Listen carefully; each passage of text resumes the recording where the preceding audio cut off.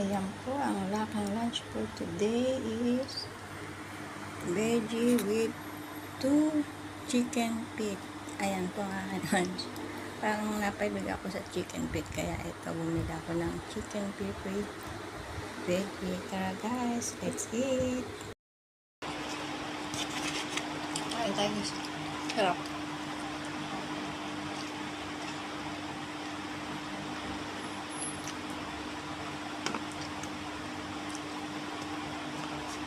Yan.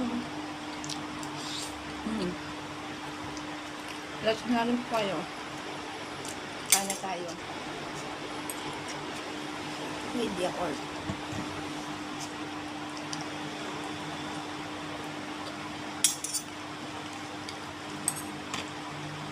Masarap siya guys.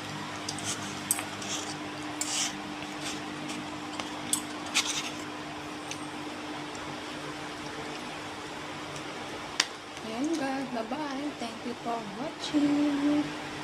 God bless us all. Muli. Thank you for watching.